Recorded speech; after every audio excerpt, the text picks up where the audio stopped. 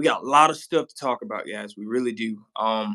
Second, first thing we need to talk about the crazy thing that's buzzing around right now at the moment. Will we finally get Roman Reigns versus The Rock? Guys, if we finally get it, this is going to be very interesting because let me tell you how this is going to be very interesting between these two. The Rock, Roman Reigns. Roman Reigns, who's basically has been dominating this whole entire aftermath, this whole era or whatever, has been dominating and smashing people from left to right, showing his dominance in what he does. It's crazy how it is. It's crazy to see Roman in the shape that he's in because he's building and taking people apart. Here we go. Yeah, come on in. Come on in, y'all. But yeah, it's crazy because Roman has been dominating and destroying everyone in his path. And it's crazy, y'all. It really is. So, man, I mean, hey, welcome, y'all. Come in, come in, come in. Yeah, this is awesome. All right, come in, y'all, come in. But yeah, Roman versus The Rock is a huge thing that we're going to talk about this evening before I get ready to go to work. I just want to get on here and talk to everybody for a little bit. But yes, guys, Roman versus The Rock, that is supposed to be the big thing everybody's talking about. Another thing is, too, how about Umaga's son is finally going to join the wrestling business? He is now going to be part of Booker T's training wrestling school. It is so awesome and so dope to see Umaga's son finally jump into the business, do what the family is doing. Well deserved, really well deserved. And then especially what Solo did on Monday Night Raw, doing the tribute to Umaga, doing with the whole Samoan thumbnail and just the whole tribute to Umaga. Beautiful. Loved every bit of it. It made you wonder, like, wow, we're back in 2006 or 2007 all over again in 2008 with Umaga. That was so cool to see. Um, Alexa Bliss will finally get her opportunity. Finally, it has been a while, guys. It's been a while since Alexa Bliss has been able to get a shot at something huge and something major, and she finally will get to face Bayley next Monday to be the final number one contender. Who's going to be the final number one contender? We're going to do a poll for you guys too as well. We're going to do a poll to see who do you have next Monday between Bayley and Alexa Bliss, and who rightfully deserves a shot at the title. I want Alexa Bliss to win this match. It has been a long time since Alexa Bliss has held gold, and I think it's time that we bring Alexa Bliss in and show dominance. That Alexa Bliss is still nothing to play with. She is still that girl. She is still that wrestler. She is still that goddess that she is. So you know what?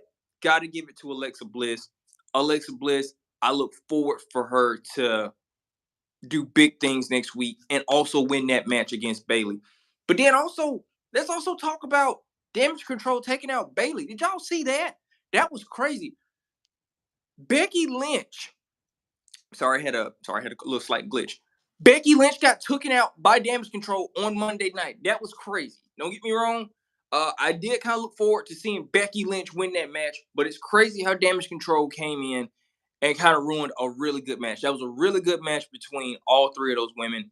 Damage Control, as you know, came out and attacked Becky Lynch and put her through the announce table afterwards, causing Becky Lynch an opportunity at a shot at the title again as well. So that's more to come on that. I really can't wait to see what they're going to do with Becky and Damage Control as well. That's going to be really wild and crazy. Tomorrow's Friday Night SmackDown. We can't forget about a lot of things. We got to talk about Friday Night SmackDown. One thing we do need to talk about, we were looking forward for a shot at the title, an opportunity for between a tag team match between the Usos and Sheamus and Drew McIntyre. Well, things are not really kind of going into play right now at the moment. So as you know, in this case, we just found news that Drew McIntyre has been medically disqualified for being in this match due to medical issues at the moment. Drew McIntyre has been medically disqualified by the WWE wellness team and also by WWE right now at the moment for not being medically cleared. He's going to be medically disqualified. So tomorrow we might end up still getting that tag team match as well, but we do not know if it's going to be in the same demeanor because we're hearing that Butch and Sheamus are going to actually team up against each other in this match for real. And everybody knows the history between Butch and the Usos, and everybody knows the history between Butch and Jay. He is known for basically hurting Jay's hand and also breaking his fingers too as well. So don't really know about that match. That's gonna be kind of crazy a little bit too as well. The return of Tegan Knox last Friday night, which is crazy, very crazy. Tegan Knox is back in WWE and she will be working with with Liv Morgan. Very crazy. That is wild. I'm not gonna lie. Um, Having seen hell, basically seeing both of them work together is very wild to me. That's gonna be really cool to see tomorrow. Hopefully we get to see a little bit more of that. The main question is what do we do with Karrion Kross? As you guys know, Karrion Kross has been very skeptical about a lot of things right now at the moment, and especially working with other people and other things right now at the moment. But now the main thing is, where do we go with Karrion Kross? Karrion Kross right now, they're actually debating. They're actually about to put Karrion Kross and Rey Mysterio in a feud. If you guys did not watch Friday Night SmackDown last Friday, you saw that Scarlett pulled a card and it showed Rey Mysterio on it. Karrion Kross' next victim is going to be Rey Mysterio, which is so crazy because nobody really saw that coming. So that's gonna be gonna be interesting to see. Can Rey Mysterio kind of hold his own against Karrion Kross, somebody a little bit bigger and a little bit more stronger than him? You know, let's see if he can hold his own. We'll see about that. Another thing too as well, we also got to get back to the Roman Reigns and The Rock situation, guys. Who do you really have if these two face off? You know, this is not just a match, no ordinary match. These are for the titles. WWE is actually thinking about dethroning Roman with both of those titles, and it could be end up going to either The Rock. A lot of people said it could be The Rock. Some people said it could be Cody Rhodes too as well. A lot of people saying it could be both. You know, who do you guys really think could really dethrone Roman? Like, do you guys think Cody Rhodes could be the one to dethrone Roman, or could it be Blood? Could it be The Rock finally coming back and taking his rightfully place, taking his cousin out and beating his cousin, and him being the whole head of the table, him being the whole tribal chief of the family? It's a lot of questions and a lot of answers that need to be answered. It really does. But it's crazy how it is between The Rock and Roman Reigns. A long time ago, if you guys don't remember, Roman was part of the Shield, and Roman actually did do a real life segment with his cousin when he was part of the Shield, when they triple power bombed him on Monday Night Raw or whatever. All three men basically beat up The Rock, including Roman as well. Roman did a real life scene with The Rock, which was crazy. Rock was also coughing up blood, actually bust a blood vessel that night too as well on Monday Night Raw. He was ended up coughing up blood too as well. That was pretty wild back then too as well. The Rock is also known being part of Roman's life too as well. When Roman also won the Royal Rumble in this case too as well. So The Rock has been playing a huge role in Roman's life. But now the main question is, where do we go from now?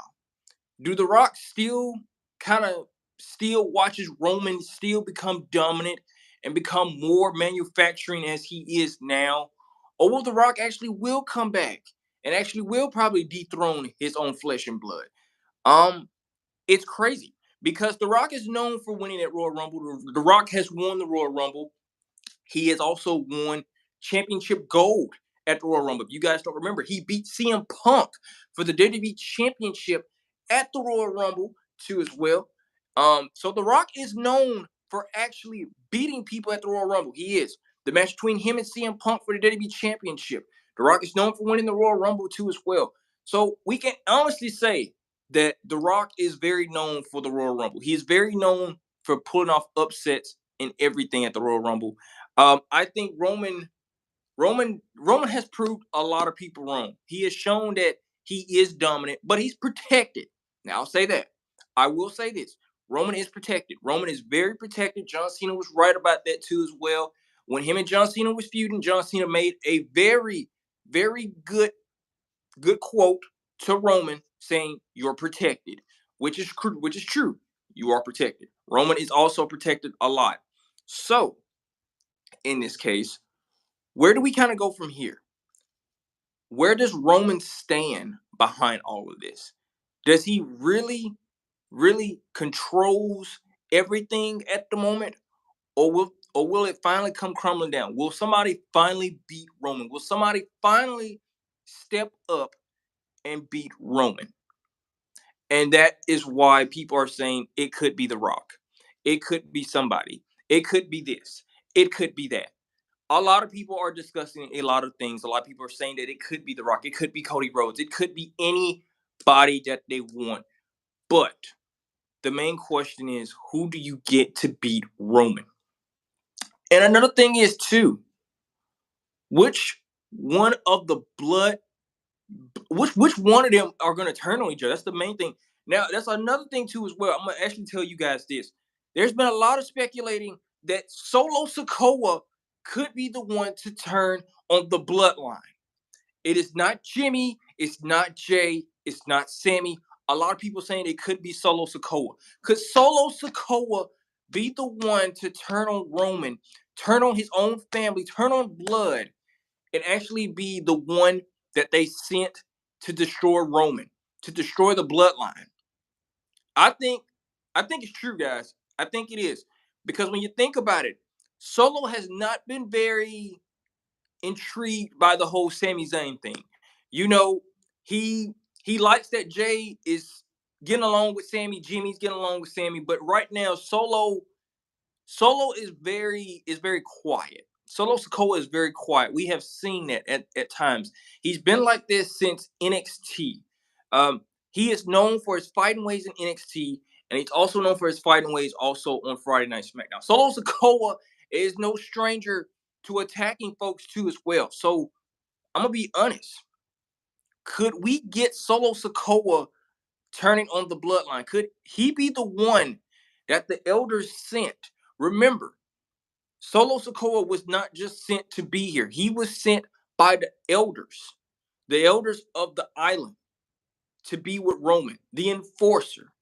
Could the enforcer be the one to actually turn on his own blood, on Roman, on Jimmy, on Jay, even the honorary you, Sami Zayn?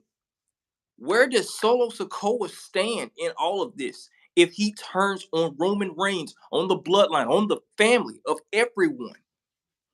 Will Solo Sikoa even still be mentioned part of the family if he even turns on Roman?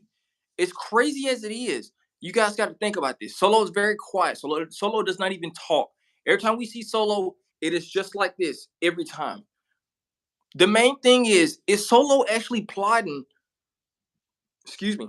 Is Solo actually plotting to turn on his own family? We might find that out pretty soon too as well. We probably will, because you never know. You never know. Solo does not talk. He just watches and he waits. So it could be an opportunity that we could see Solo actually turn on the bloodline, that he could turn on his own family. And that might be a really dark day for the bloodline, because a lot of things could be falling apart after that. Everything that has all came together. If Solo breaks it all up, everything will come apart just like that. And where do you go from there? The own enforcer, literally, the enforcer. Everybody out of the group, you would have never thought nobody would turn on the family, but the enforcer. The enforcer is the one that turns on everybody. Throwing that out there. That could be a 2023. That could happen in 2023. It could. It could happen in 2023. It could be the hardest thing to see. And as you guys know too as well, we are supposed to be getting some debuts of the NXT roster. And then we're going to actually talk about the NXT roster right now too as well.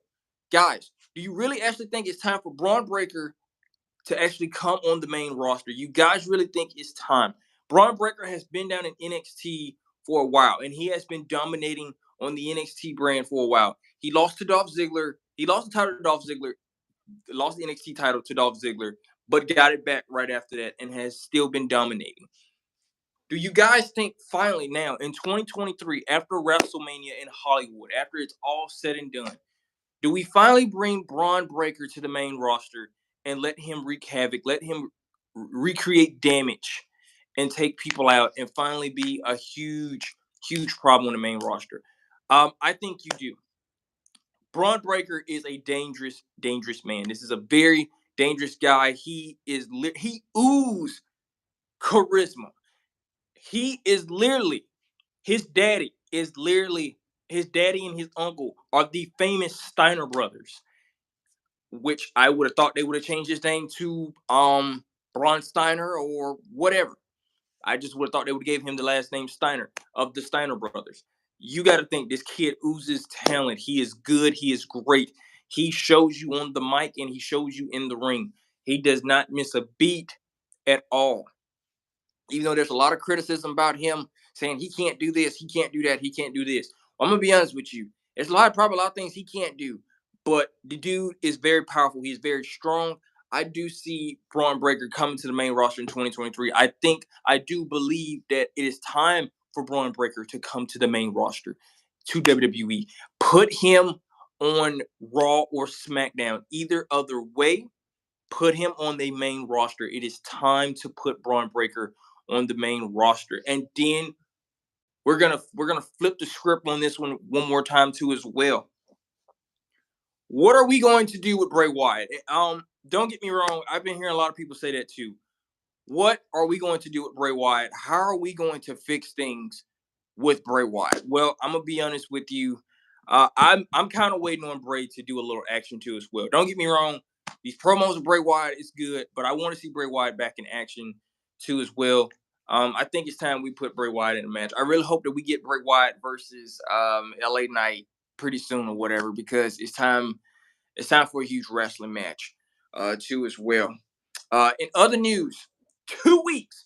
In 2 weeks, yes, I say 2 weeks, we will have another rematch between Gunther, the Intercontinental Championship. Gunther will face Ricochet for the WWE Intercontinental Championship. Yes, Ricochet last Friday won the SmackDown World Cup. And as you know, Ricochet has said it has been destined for him to beat Gunther and win back his title. Well, you know what? In 2 weeks, we get it. We get the rematch again between Gunther and Ricochet. This time, what do you do now? Do you have Ricochet beat Gunther and win back the title, or do you have the Ring General retain the title and beat Ricochet again? Because where do you go from now? Nobody has not been able to beat Gunther. I think it is time. After Gunther beats Ricochet, it's got to be Solo. We have to have Solo Sikoa versus Gunther for the Intercontinental Championship. It is only right. Two hard-hitting dudes, or hey, in this case, now if it's not Solo, it's got to be Braun Strowman. Excuse me. It's got to be Braun Strowman. Mind you guys, Gunther actually ran away from Braun Strowman on Friday Night SmackDown. Literally, he ran away from Braun Strowman. So that kind of shows that, yeah, this is very rough. But the crazy part about it is, we know and we kind of see that in the beginning. How in the world are we basically going to put these two together between Gunther and Ricochet? Both men, they're both good, but in this case, who walks out on top in 2 weeks for the title?